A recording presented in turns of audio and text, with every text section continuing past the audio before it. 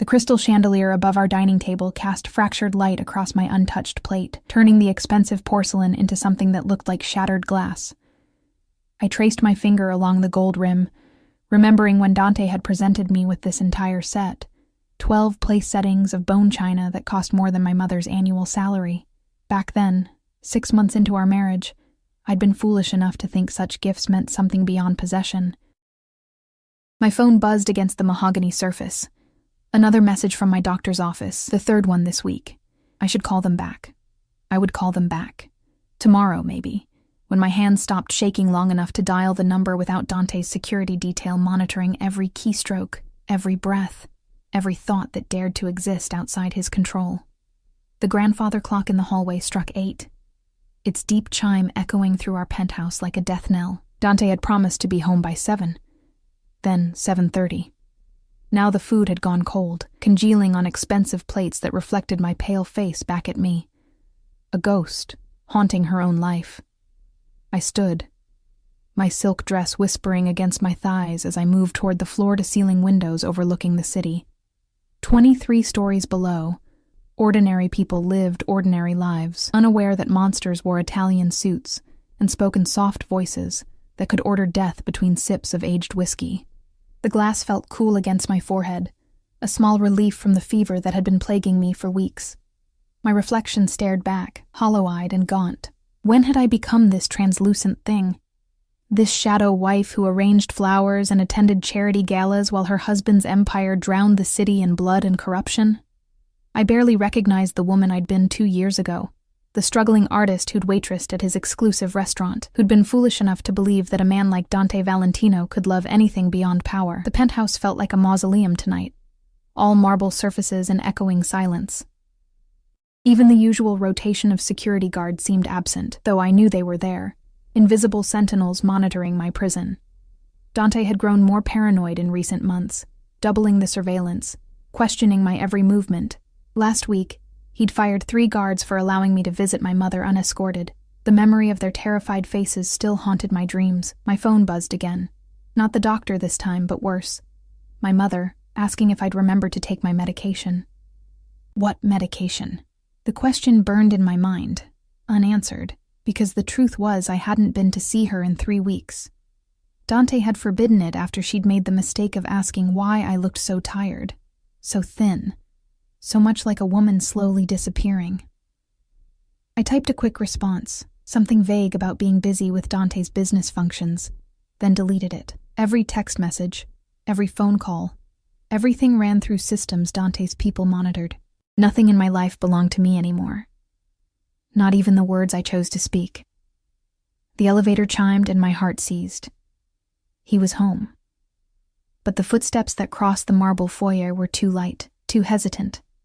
Sophia, Dante's housekeeper, appeared in the dining room doorway, her weathered face etched with something that looked almost like pity. "Mrs. Valentino," she said softly, her accent thicker than usual. "Mr. Valentino called. He will be late. Business dinner at Armani's." Armani's. The restaurant where we'd met, where I'd served him wine with trembling hands while he'd watched me with those dark, fathomless eyes that promised both salvation and damnation. Where he'd left $1,000 tips and waited for me after my shift, his black SUV idling at the curb like a predator waiting to strike. "Did he say when he'd be home?" My voice sounded foreign, scraped raw. Sophia's gaze dropped. "No, signora." He said not to wait up. After she left, I stood in the center of that obscenely expensive dining room and felt something crack inside my chest, not my heart. That had broken months ago, ground into dust beneath the weight of Dante's obsessive love. This was something deeper, something that had been holding the fragments of myself together. I walked to Dante's study, my feet carrying me there on autopilot. The door was always locked, but I knew where he kept the key, hidden inside a hollowed-out book on the shelf, because even monsters believed in irony. My fingers shook as I retrieved it, as I slipped it into the lock and turned. The room smelled like him, sandalwood cologne, aged leather, and something metallic that I'd learned not to question. His desk stood like an altar to power, covered in files I wasn't supposed to see, phones I wasn't supposed to touch, secrets that could bury us both. I shouldn't have looked.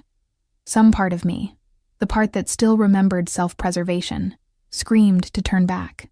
But I was so tired of not knowing, so exhausted by the weight of deliberate ignorance. My hands found a folder marked personal, and I opened it before courage could abandon me. Photographs spilled across the mahogany surface. Me, hundreds of images of me, taken from angles and distances that turned my stomach, walking to the store, having coffee with my mother, standing at this very window, unaware I was being watched. The earliest ones dated back 3 years, a full year before we'd met. He'd been stalking me, hunting me, choosing me long before I'd had any say in the matter. Beneath the photos, a document. Medical records. My medical records, from the clinic I'd visited last month when the exhaustion became too much to ignore. How had he gotten these? The words on the page blurred, then sharpened, then blurred again as my brain refused to process what my eyes were seeing. Advanced stage. Aggressive treatment required. Prognosis uncertain without immediate intervention. The papers slipped from my fingers, floating to the floor like dead leaves. I pressed my palm against the desk, trying to steady myself against the wave of vertigo that threatened to pull me under. This couldn't be right. I felt tired, yes, but not dying. Not leaving. Not yet. My phone rang, the sound piercing through the cotton, filling my head. Dante's name flashed across the screen, his contact photo showing him in one of those rare, unguarded moments when his face softened into something almost human. I answered, my voice barely a whisper. Dante? Bella. His voice wrapped around me even through the phone line, rich and dark as expensive wine. I need you to listen carefully. Marco is coming to get you. Pack a bag. Essentials only. We're leaving the city tonight. What? Why? Dante, Don't question me, Elena. The softness evaporated, replaced by the steel I'd learned to fear. There's been a development.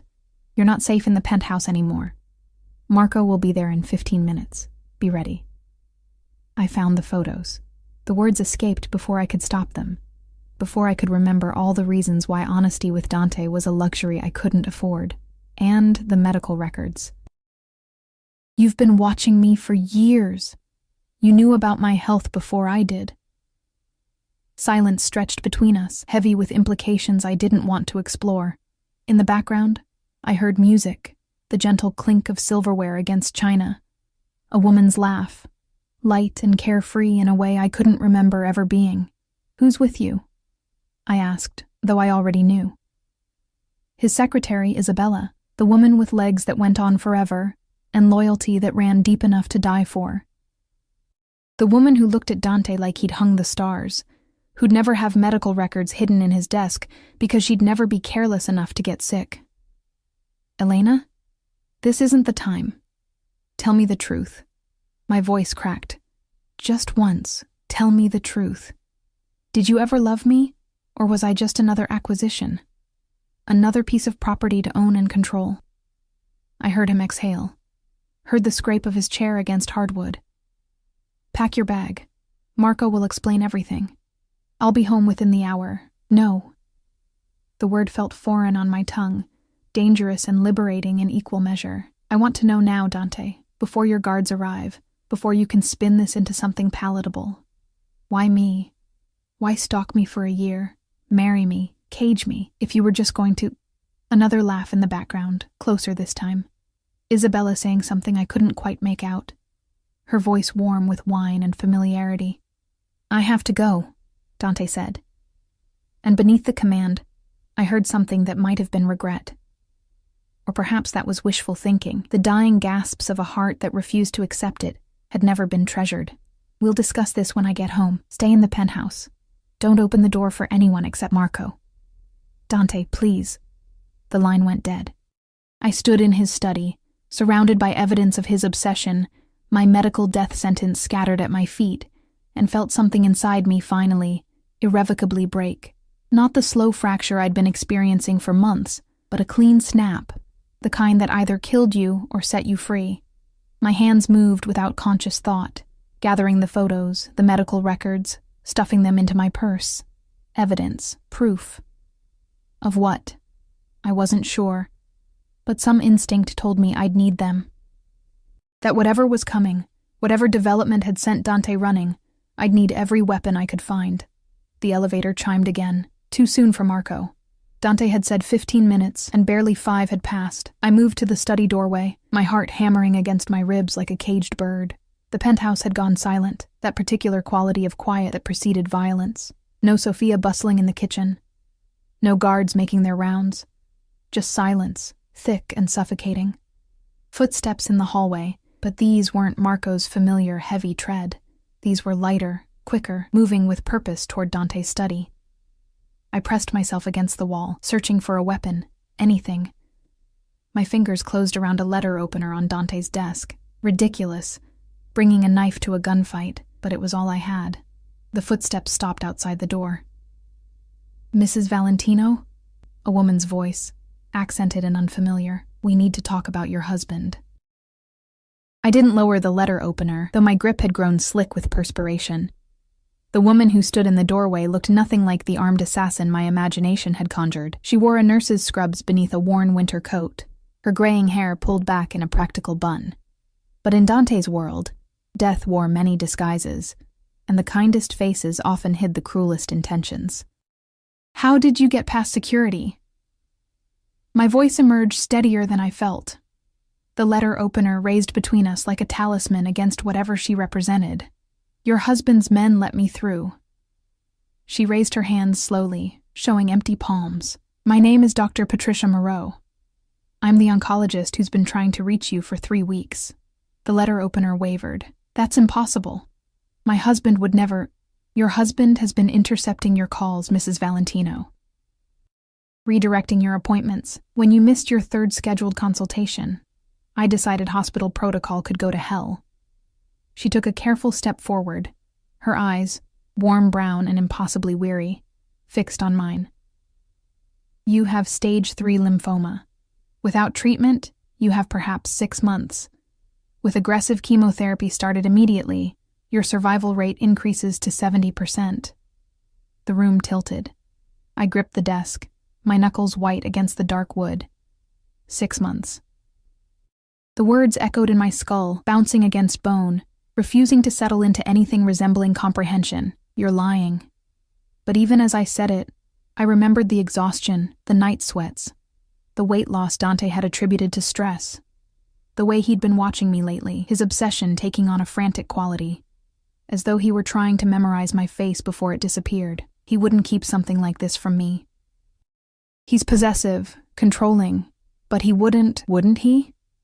Dr. Moreau moved closer, her expression shifting from professional concern to something rawer.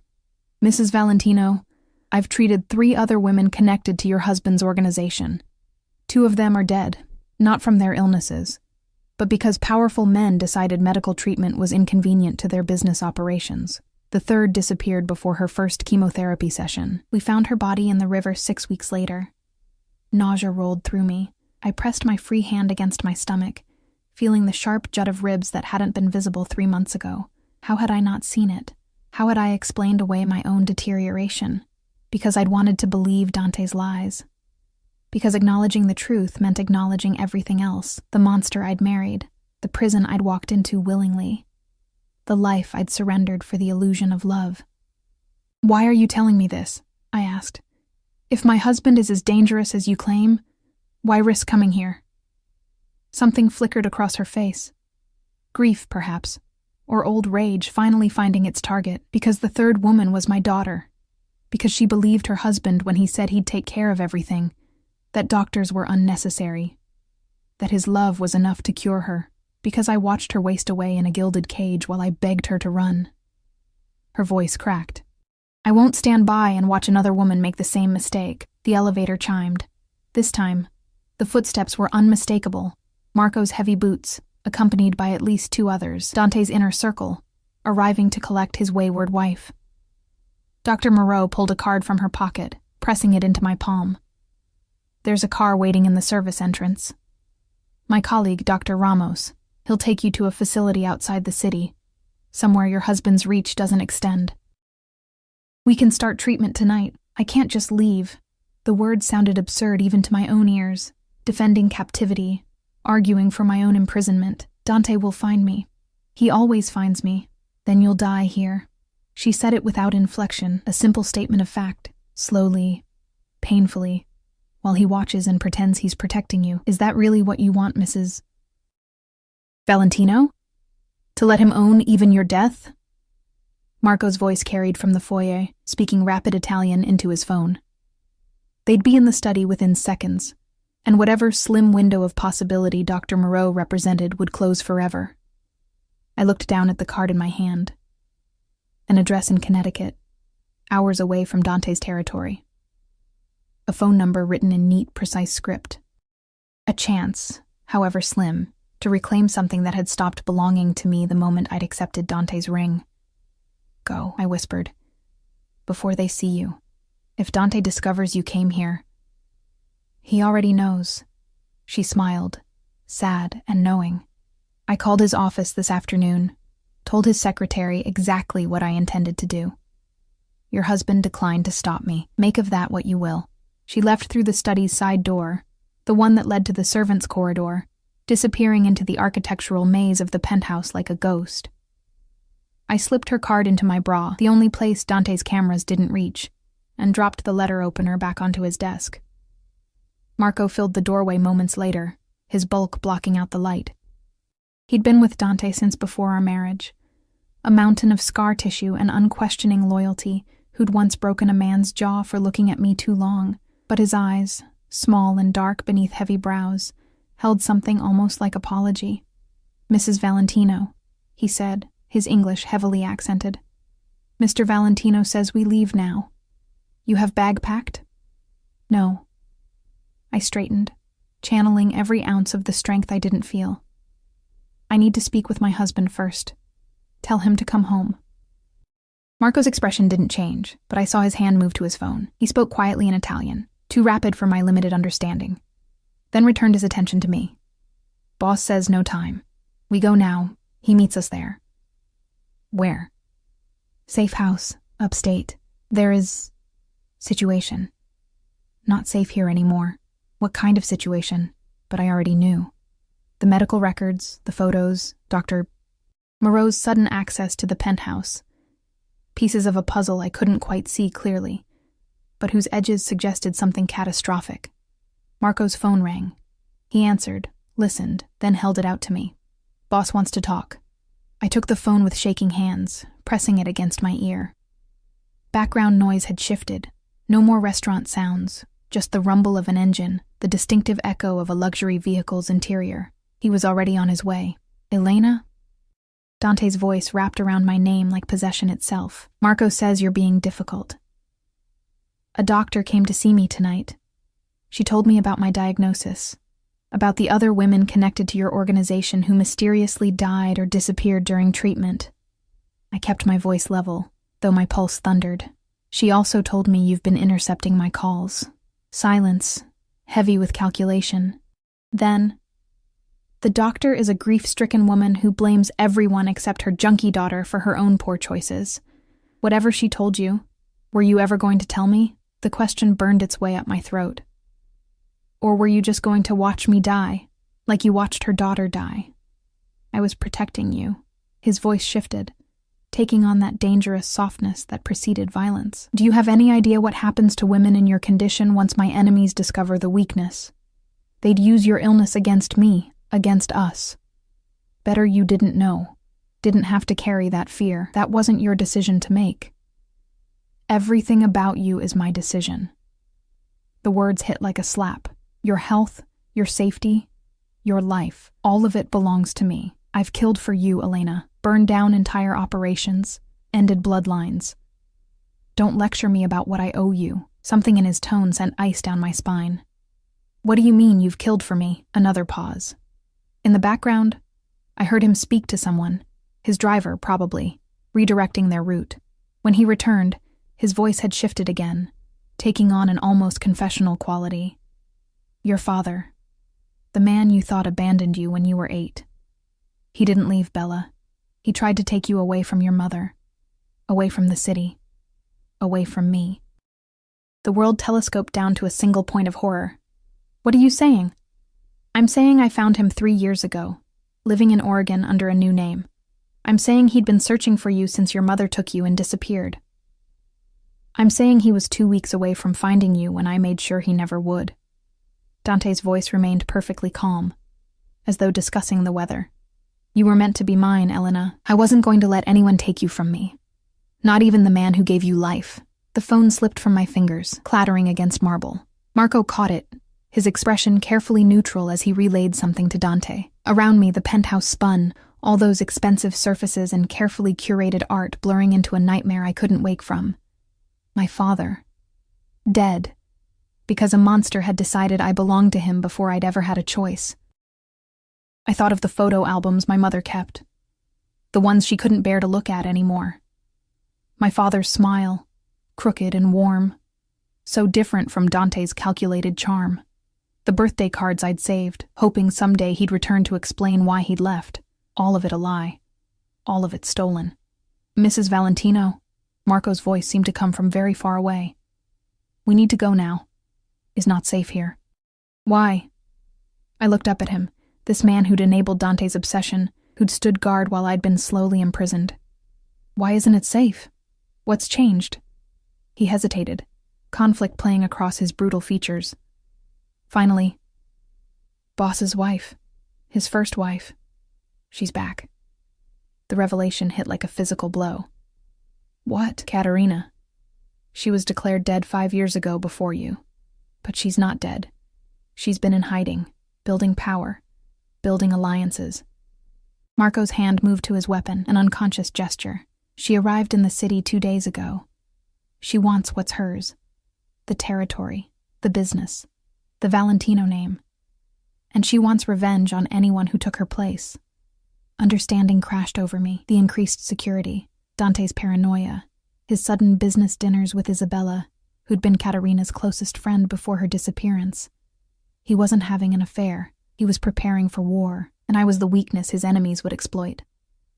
How did she die? I asked. Or how did everyone think she died? Marco's jaw tightened.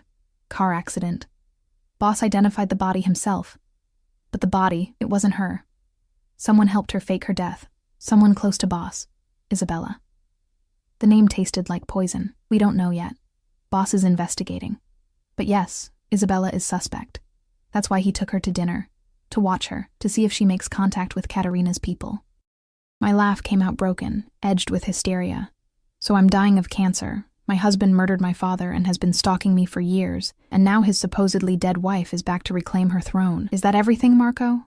Any other revelations you'd like to share? His phone buzzed.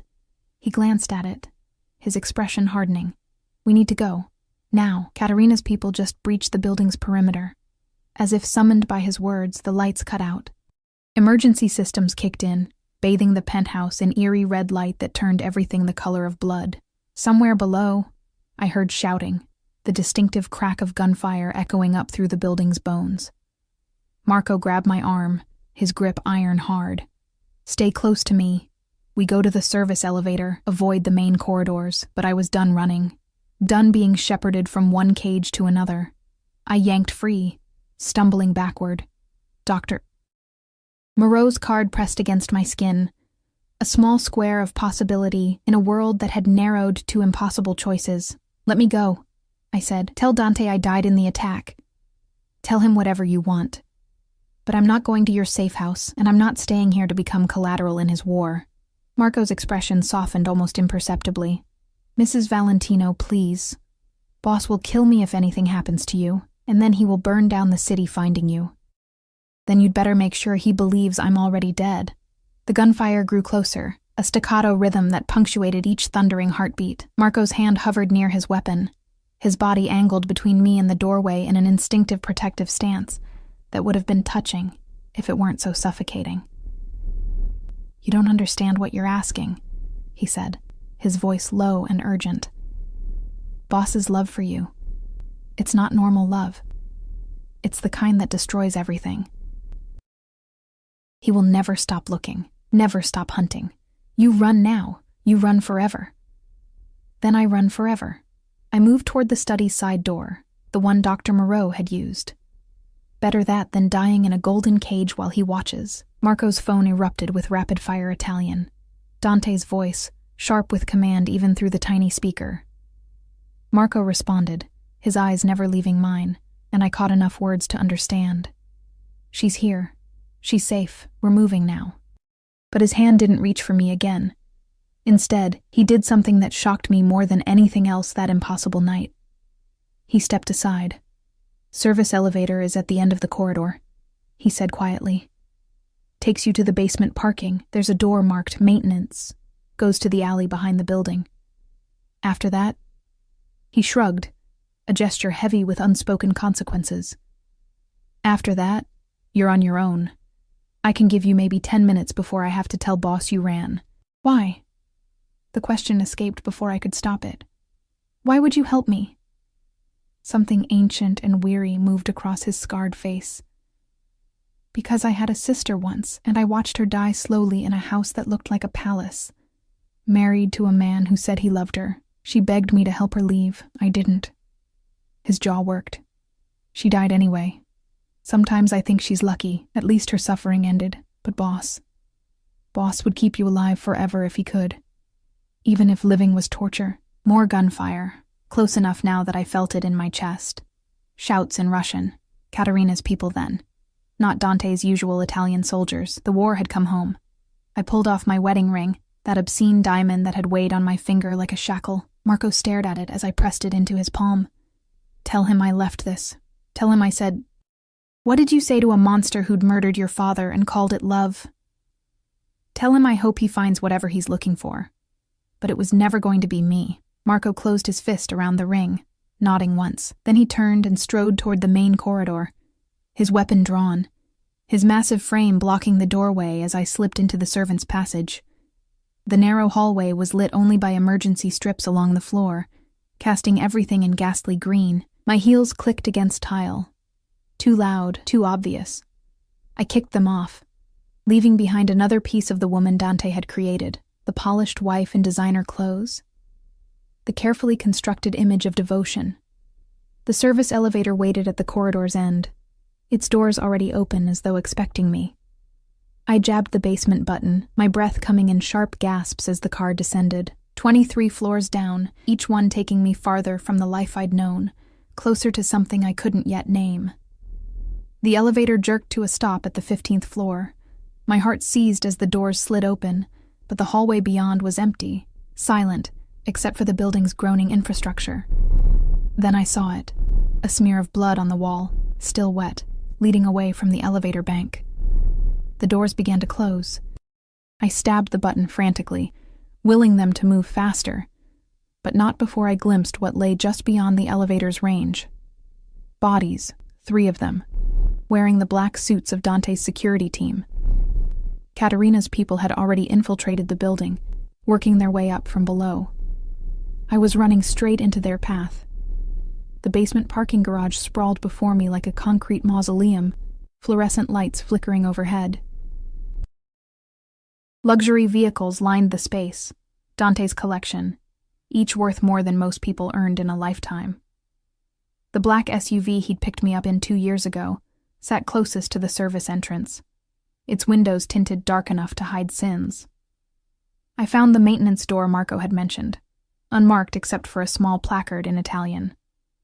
My hands shook as I pushed it open, emerging into an alley that reeked of garbage and something sharper. Cordite, I realized, gunpowder. The battle had reached street level. Dr. Moreau's card burned against my skin. I pulled it out, squinting at the address in the dim light from a distant street lamp. Connecticut. I had no car, no money except what was in my purse, maybe $300 in emergency cash Dante allowed me to carry. No phone, because I'd left it in his study, probably already being traced by his people. A car idled at the alley's mouth, a nondescript sedan that could have belonged to anyone. The driver's window rolled down, revealing a middle-aged Hispanic man with kind eyes and a medical alert badge hanging from his rearview mirror. "Mrs. Valentino," he called softly. "Dr. Moreau sent me. I'm Dr. Ramos." I should have been more cautious, should have questioned how he knew I'd come this way, how he'd known to wait. But exhaustion and terror made fools of us all, and I was so tired of being careful, of second-guessing every instinct. I climbed into the passenger seat, sinking into fabric that smelled like coffee and old leather. Dr. Ramos pulled away slowly, his movements deliberate and calm, as though we were simply leaving a dinner party rather than fleeing a war zone. "There's a blanket in the back," he said. "Lie down on the floor until we're clear of the city. Your husband's people will be looking for you within the hour." "They're already looking." But I did as he suggested, curling onto the floor beneath a scratchy wool blanket that smelled faintly of antiseptic. Through the window above me, I watched the city lights blur past, each one a small goodbye to the life I'd known. We drove in silence for what felt like hours, but was probably only 40 minutes. Finally, Dr. Ramos spoke. "You can sit up now. We've crossed into Connecticut." I emerged from beneath the blanket, my body aching from the cramped position. The highway stretched before us, mostly empty at this late hour. Behind us, the city glowed like a dying ember against the night sky. "Dr. Moreau told me about your daughter," I said quietly. "I'm sorry." His hands tightened on the wheel. Maria was 26 when she died. Bright, beautiful, full of life. She married into your husband's world thinking love would protect her. He glanced at me, his expression unreadable. It never does. Love in that world is just another word for ownership. Or, "Why are you doing this? You don't know me. If Dante finds out you helped me, then I'll die." He said it simply, without drama. "But I'm 63 years old, Mrs. Valentino. I've watched too many young women waste away because powerful men decided their lives were less important than business. If I die stopping one more death, that's a trade I'll make gladly." The facility appeared an hour later, set back from the road and surrounded by tall pines. It looked nothing like a hospital, more like a private estate, all warm lights and welcoming architecture. A sign at the entrance read, "Whitmore Recovery Center," discreet enough to mean anything or nothing. Dr. Moreau met us at the entrance, her face drawn with exhaustion. "You came," she said, and something in her voice suggested she hadn't really believed I would. "Come inside. We'll start your evaluation tonight, begin treatment in the morning." But I couldn't move. Now that I was here, now that the adrenaline was fading, the reality of what I'd done crashed over me like a wave. I'd left Dante. I'd actually done it. And somewhere behind me, he was realizing I was gone. And the monster I'd married was waking to the only thing that had ever truly terrified him. Loss of control. "He'll find me," I whispered. "You don't understand. He has resources, connections. He'll burn this place to the ground." "Let him try." Dr. Moreau's voice hardened. "This facility has been protecting women from dangerous men for 30 years. We have our own security, our own protocols, and more importantly, we have the law on our side. Your husband may be powerful, Mrs. Valentino, but even he can't operate openly against a registered medical facility." She was wrong, of course. Dante didn't need to operate openly. He could destroy this place 100 different ways, none of them traceable back to him. But I was so tired, so sick, and the alternative, returning to that gilded cage, seemed worse than whatever punishment Dante would devise. Inside, the facility resembled a high-end hotel more than a medical center. Soft carpets muffled our footsteps as Dr. Moreau led me through corridors decorated with soothing artwork. Other residents passed us, women in comfortable clothes, some bald from chemotherapy, others looking relatively healthy. They nodded at Dr. Moreau with a familiarity that spoke of trust, of time spent building something more than a patient-doctor relationship. My room was on the 3rd floor, overlooking the pine forest. Dr. Moreau showed me the bathroom, stocked with toiletries and soft towels. A nightgown lay folded on the bed, next to paperwork I'd need to complete. "Rest tonight," she said gently. "Tomorrow we'll run comprehensive tests, map out your treatment plan. You're safe here, Mrs. Valentino. I promise you that." But I wasn't safe. I would never be safe again, because I knew Dante, knew the depths of his obsession. He wouldn't accept my leaving. He'd see it as theft. I was his possession, his property, and no one took what belonged to Dante Valentino without paying a terrible price. After Dr. Moreau left, I stood at the window and watched the forest sway in the night breeze. My phone was gone, cut off, but I imagined it ringing ceaselessly back in the penthouse. Imagined Dante calling my number over and over, that careful control fracturing with each unanswered ring. How long before he traced Dr. Moreau? Before he connected her to this facility? Hours? Days? I'd bought myself time, nothing more. Time to start treatment. Time to figure out what came next. Time to decide if I wanted to fight for a life that Dante had already claimed, or if it was easier to simply surrender to the cancer, to let it do what his love never could, set me free.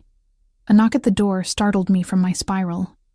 A young nurse entered, carrying a tray with soup, bread, and herbal tea. She smiled warmly, setting it on the bedside table. "Dr. Moreau said you probably haven't eaten," she said. "I'm Rebecca. I'll be checking on you tonight, making sure you're settling in okay." Her kindness nearly broke me. When had anyone last offered me food without calculation, without considering how it served Dante's purposes? I couldn't remember. Couldn't remember the last time someone had looked at me and seen a person, rather than an extension of my husband's power. "Thank you," I managed, my voice thick with unshed tears. Rebecca squeezed my shoulder gently before leaving. I sat on the bed, soft, comfortable, nothing like the silk sheets and down comforters of the penthouse, and lifted a spoonful of soup to my lips. It tasted like safety, like the beginning of something I'd thought lost forever. Outside my window, headlights appeared on the distant road. My heart stopped, muscles tensing for flight, but the vehicle passed without slowing, disappearing into the night. Not Dante. Not yet. But soon. I ate the soup slowly, forcing each bite down despite my churning stomach. I needed strength for what was coming. The treatment, the inevitable confrontation when Dante found me, the impossible choice between fighting for life and surrendering to fate. When I finally lay down, still wearing the dress I'd put on for dinner hours ago, exhaustion dragged me toward sleep. But just before unconsciousness claimed me, my mind conjured Dante's face, not the monster, but the man I'd glimpsed in rare, unguarded moments, the one who'd held me through nightmares, who'd traced my features like memorizing scripture, who'd whispered promises in Italian that I'd been foolish enough to believe. That man was a lie, had always been a lie. But God help me. Part of me still missed him. Morning arrived with clinical efficiency. Blood draws at 6, imaging scans at 7, consultations stretching through the afternoon. Dr. Moreau moved through the appointments with gentle determination, explaining each test, each finding, translating medical terminology into words that couldn't soften their meaning. Aggressive, advanced, urgent. By evening, I understood my body had been betraying me for longer than I'd known. The exhaustion, the weight loss, the night sweats, symptoms I'd dismissed as stress from living with Dante, had been cancer spreading through my lymphatic system, like poison through water. "We'll start chemotherapy tomorrow," Dr. Moreau said, her hand warm on mine as we sat in her office. "The protocol is intense. You'll spend 3 days here after each infusion, managing side effects. But you're young, relatively strong despite the disease. You have a real chance, Elena. A good chance. Elena." Not Mrs. Valentino, not Bella, not any of the possessive endearments Dante wrapped around my name like chains. Just Elena, the person I'd been before I'd made the mistake of serving wine to a monster. "What about payment?" I asked. The practical question felt absurd given everything, but necessary. "I have maybe $300 in cash. No access to bank accounts. Dante controls everything. We have a fund," Dr. Moreau said quietly. "Anonymous donations from families who've lost someone to situations like yours. Women who couldn't escape, who died because powerful men valued control over care. Your treatment is covered, Elena, all of it." The kindness undid me. Tears I'd been holding back for hours finally broke through, silent sobs that shook my shoulders. Dr. Moreau said nothing, just held my hand while I grieved. For my father, for my stolen years, for the life I'd thought I was building before cancer, and truth had torn everything down. A commotion in the hallway interrupted us. Raised voices, someone demanding entry, Rebecca's patient responses growing sharper. My blood turned to ice. "He found me," I whispered. "Dante found me already." But the man who appeared in Dr. Moreau's doorway wasn't Dante. He was younger, early 30s perhaps, with sun-streaked hair and eyes that held both authority and exhaustion. He wore a rumpled suit, and a detective's badge clipped to his belt. "Mrs. Valentino?" he said. "I'm Detective James Morrison, NYPD. I need to ask you some questions about last night." Dr. Moreau rose, positioning herself between us. "My patient has been through significant trauma and is beginning cancer treatment. Whatever questions you have can wait." "I'm afraid they can't." Morrison's gaze shifted to me, and something in his expression sent warning bells through my mind. "Mrs. Valentino, what time did you leave your penthouse last night?" "Around 9:30, maybe 10. Why? And you left alone? No one accompanied you?" "Marco, one of my husband's guards. He let me go. Told me how to reach the parking garage." Panic began creeping up my throat. "What happened? Is Marco okay?" Morrison pulled out a small notebook, flipping through pages. "Marco Benedetti was found dead in your penthouse at approximately 11 p.m. last night. Single gunshot wound to the head, execution style. 4 other bodies were discovered in the building. 3 guards on the 15th floor and a woman in the main lobby. The woman has been identified as Isabella Chen, your husband's personal secretary." The room spun. Isabella, who'd laughed in the background during my last phone call with Dante. Isabella, who might have helped his first wife fake her death. Dead because of Katerina's attack, or because Dante had discovered her betrayal. "I need to know your exact movements last night," Morrison continued. "Who you spoke with, where you went, who can verify your whereabouts." "You can't possibly think she had anything to do with this," Dr. Moreau interjected. "She came here seeking medical treatment. She's a victim, not a suspect." "I'm not accusing her of anything, but your patient is married to one of the most dangerous men on the East Coast, and 5 people are dead. I need to establish a timeline." His eyes softened slightly as they met mine. "Mrs. Valentino, I'm trying to help you, but I need the truth," so I told him. About the medical records, Dr. Moreau's visit, Marco's choice to let me escape. About my father's murder, about Katerina's return, about the war that had been building in the shadows while I'd played the obedient wife. Morrison listened without interruption, his pen moving steadily across the notebook. When I finished, he was quiet for a long moment. Finally, "Your husband has been calling every hospital, clinic, and medical facility within a 200-mile radius. He's offering a substantial reward for information about your whereabouts. So far, this facility hasn't been contacted, but it's only a matter of time." "Then we need to move her," Dr. Moreau said immediately. "We have sister facilities, places farther from the city. Moving her makes her more vulnerable." Morrison interrupted. "Right now, she's in a registered medical facility with staff and witnesses. The moment she's on the road, she's exposed." He turned back to me. "Mrs. Valentino, I need you to consider making a formal statement about your father, about the abuse, about everything you witnessed during your marriage. With your testimony, we might finally have enough to bring charges against Dante Valentino." "You'll never make them stick," I said bitterly. "He's too careful, too connected, and without me alive to testify, any statement I make is worthless." "Which is exactly why we need to ensure you stay alive." Morrison leaned forward, his intensity palpable. "I've been investigating your husband for 3 years, Mrs. Valentino. I know about the trafficking, the money laundering, the bodies that wash up in the river, but I've never been able to touch him because everyone who might talk ends up dead or disappeared. You're my first real chance at taking him down." "She's not a weapon for your case," Dr. Moreau snapped. "She's a patient who needs treatment, not to be thrown into the middle of a federal investigation." "She's already in the middle of it," Morrison's voice gentled. "Mrs. Valentino, your husband's first wife, Katerina Volkova, she surfaced because she heard you were sick. She's been building her case for years, waiting for the right moment to strike. She sees your illness as Dante's weakness, proof that he's become soft, distracted. The attack last night was just the opening move. There's a war coming, and you're the territory they're fighting over. Katerina had returned because of me, because my cancer had made Dante vulnerable. The revelation settled like lead in my stomach. What does she want? I asked. Initially, her empire back, But after last night... Morrison hesitated. After last night, I think she wants revenge. Isabella was her closest friend, the only person she trusted completely. If Dante killed Isabella, he did, I interrupted, not during the attack.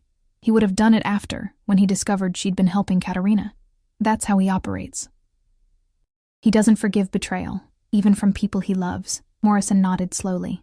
Then Katerina won't stop until Dante is dead. And anyone connected to him becomes a target. Including me. Especially you. You're the wife who replaced her, the woman Dante became obsessed with. In Katerina's mind, you're the reason for her exile, her suffering. She'll want to destroy everything Dante values. And right now, that's you. I laughed. The sound harsh and broken. He doesn't value me. He owns me. There's a difference. Not to him, there isn't.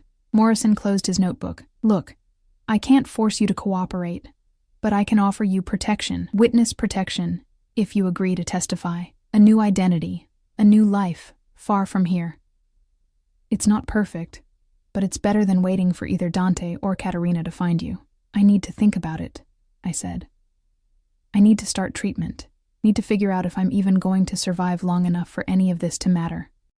Morrison pulled out a card, similar to Dr. Moreau's, another lifeline from another stranger. My personal cell. Call me any time, day or night. And Mrs. Valentino? Don't wait too long to decide. The walls are closing in faster than you think. After he left, Dr. Moreau and I sat in heavy silence. Outside the window, the sun was setting, painting the pine forest in shades of amber and gold, beautiful, peaceful, completely at odds with the chaos swirling around us. I'm sorry, I finally said. I've brought danger to your facility, to your patients. Stop. Dr. Moreau's voice was firm. You didn't create this situation, Elena. You're a victim of it. And this facility exists precisely for women in impossible situations. We don't turn away patients because their circumstances are complicated. But if Dante comes here, then we'll deal with it. She squeezed my hand. Tomorrow we start your treatment. Today, you rest. That's all you need to focus on right now. One day at a time. But I couldn't rest. That night, lying in my narrow bed while moonlight streamed through the window, I thought about Dante, about whether he was grieving Marco's death, or simply calculating how to replace him, about whether he'd loved Isabella in his twisted way, or if her execution had been merely business, about whether he was, in this moment, thinking of me with the same obsessive focus I couldn't seem to escape. My body ached in ways that had nothing to do with cancer. I missed him, and I hated myself for it. Missed the way he'd hold me at night. His body curved around mine like a shield, missed the intensity of his attention. The way he'd look at me like I was the only thing in the world worth seeing. Missed the man I'd convinced myself he could be. If only I loved him enough, submitted enough, disappeared enough into the role of perfect wife. But that man had never existed. Had been a fantasy I'd constructed to survive living with a monster. A soft knock interrupted my spiral. Rebecca entered, carrying a small paper cup. Sleeping pill, she explained. Dr. Moreau thought you might need help tonight. I took it gratefully, swallowing the tablet with water from the bedside pitcher. Rebecca dimmed the lights, checked my vitals, then paused at the door. My sister was in your situation once, she said quietly. Different details, same cage. She got out, started over. It's been 5 years, and she's happy now. Really happy. I'm telling you this because I want you to know it's possible. Healing is possible. After she left, I let the medication pull me under, surrendering to dreamless sleep. But sometime near dawn, I jerked awake, my heart racing. The room was dark except for the red glow of the emergency exit sign above the door, and in that dim light, I could have sworn I saw a shadow move. Tall, broad-shouldered, exactly the shape of the man I'd fled. I sat up, pulse thundering. But the room was empty. The door remained closed. The shadow had been nothing more than exhaustion, and fear playing tricks. Still, I couldn't shake the feeling that Dante was closer than anyone realized, that he was circling, patient as a predator, waiting for the perfect moment to reclaim what he believed belonged to him. And God help me. I didn't know if I had the strength to run again when he finally came. The chemotherapy began on my third morning at Whitmore. Dr.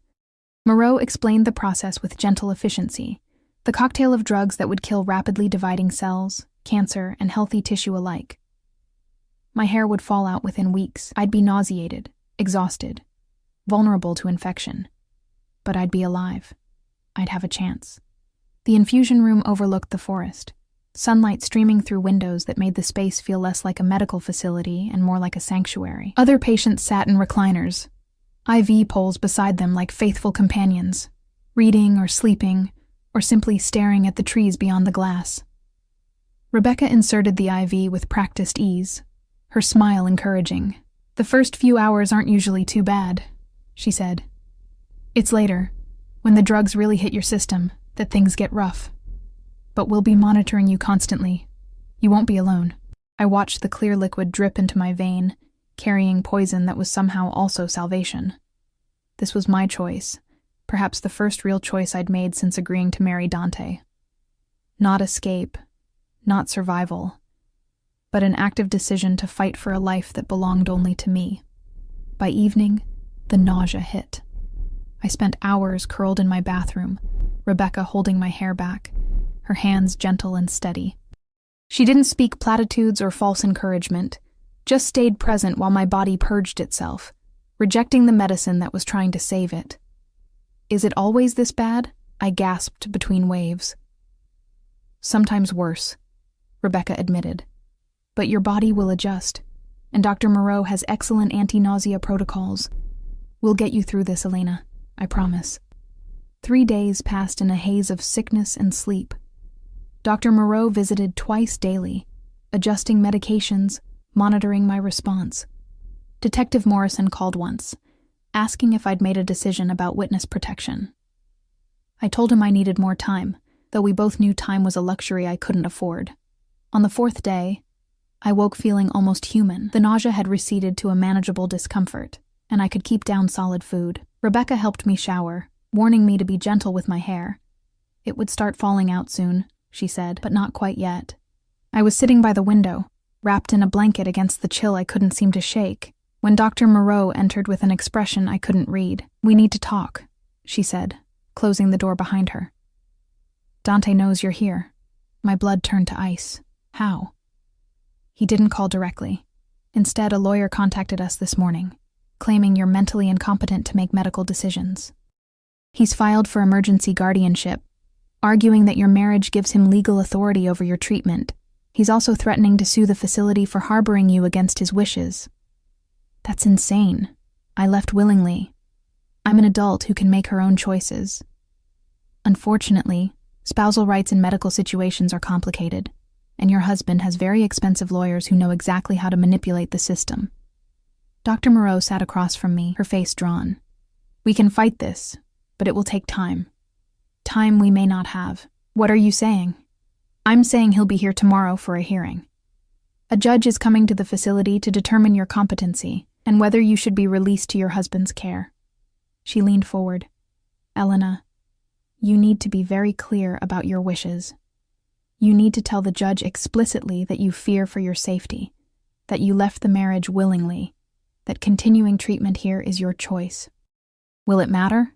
Dante owns judges, police, prosecutors. His reach—" "Not this judge." Dr. Moreau's smile was grim. "Judge Patricia Chen is Isabella's aunt, and she knows exactly what kind of man Dante Valentino is. Hope flickered, dangerous and fragile. She'll rule in my favor. She'll rule based on the law and the evidence. But yes, I believe she'll see through your husband's manipulations. The question is whether that will be enough to stop him." That night, I lay awake imagining the confrontation to come. Dante in this place of healing, contaminating it with his presence. Would he be cold, controlled, playing the concerned husband for the judge's benefit? Or would the mask slip, revealing the obsessive monster beneath? Morning arrived too quickly. Rebecca helped me dress in clothes Dr. Moreau had provided, simple slacks and a sweater that hung loose on my diminished frame. I looked like exactly what I was. A sick woman trying to survive. The hearing took place in Dr. Moreau's office, hastily converted into an informal courtroom. Judge Chen arrived first, a severe woman in her 60s, whose eyes held the same grief I'd seen in Dr. Moreau's. She'd lost her niece to Dante's world. She wouldn't forget that easily. Then he arrived. Dante filled the doorway like a storm front, all controlled power in an immaculate charcoal suit. But it was his face that broke me. Drawn with exhaustion, eyes red-rimmed as though he hadn't slept since I'd left. He looked haunted, hollowed out, a man staring at the ruins of everything he'd tried to control. Our eyes met, and I watched something crack in his expression. Not the mask, that remained firmly in place, but something deeper, something that might have been anguish, if monsters could feel such things. Elena. My name on his lips was prayer and possession in equal measure. He took a step forward, but Judge Chen's sharp voice stopped him. "Mr. Valentino, please take your seat. We're here for a competency hearing, not a reunion." Dante's lawyer, a sleek woman with calculating eyes, laid out their case with clinical precision. I was mentally unstable, traumatized by the attack on our home, unable to make rational decisions about my health. My leaving had been an act of panic, not genuine choice. As my husband, Dante had both the right and responsibility to ensure I received proper care. When it was my turn to speak, I met Dante's gaze directly. Let him see what his love had cost me. "I left because my husband murdered my father," I said, my voice steady despite the trembling in my hands. "Because he stalked me for a year before we met, orchestrated our entire relationship. Because he kept my cancer diagnosis from me, intercepted my calls, controlled every aspect of my life. I don't need his permission to seek treatment. I need protection from him." Dante's jaw tightened, but his lawyer interjected smoothly. "My client denies these allegations completely. Mrs. Valentino has been under tremendous stress. Your client identified a body as his first wife 5 years ago." Judge Chen interrupted coldly. "That same woman is now alive and waging war in Manhattan. Your client's secretary was found executed in his building, and you expect this court to believe Mrs. Valentino is the one who's confused?" The lawyer faltered. Dante leaned forward, his voice dropping into that dangerous softness that preceded violence. "May I speak, Your Honor?" Judge Chen nodded curtly. Dante's eyes found mine, and I saw past the monster for a moment. Saw the man who'd held me through nightmares, who'd traced my face like scripture, who'd loved me in the only broken way he knew how. "I failed you," he said simply. "I thought controlling everything meant protecting you. I thought if I could just eliminate every threat, every uncertainty, you'd be safe. Happy. Mine." His voice cracked almost imperceptibly. "I was wrong. About everything. About how to love you, how to keep you, how to let you be anything other than an extension of my obsession." "Mr. Valentino," his lawyer began, but he waved her off. "I killed your father," he continued, speaking only to me now. "I told myself it was necessary, that he'd take you away before I had my chance. But the truth is, I couldn't bear the thought of you belonging to anyone else, even the man who'd given you life. I'm not asking you to forgive that. I'm not asking you to come back. I just need you to understand that everything I did, every terrible choice, came from loving you so much it destroyed my ability to think rationally." Tears burned my eyes, but I refused to let them fall. "That's not love, Dante. That's possession. And it nearly killed me twice, once through your control, once through the disease you kept from me." "I know." He looked down at his hands, those beautiful, brutal hands that had built empires and ended lives. "I know what I am, Elena, what I've always been.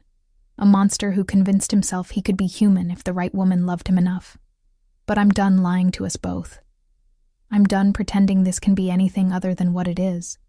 He stood, his lawyer protesting, but he ignored her. From his jacket, he pulled an envelope, sliding it across Dr. Moreau's desk. "Divorce papers," he said. "Already signed. The penthouse is yours, along with enough money to ensure you never have to think about finances again. My lawyers will handle everything. You won't have to see me or speak to me. You're free, Elena. Completely free." I stared at the envelope like it might explode. "Why?" "Because Marco died buying you 10 minutes of freedom.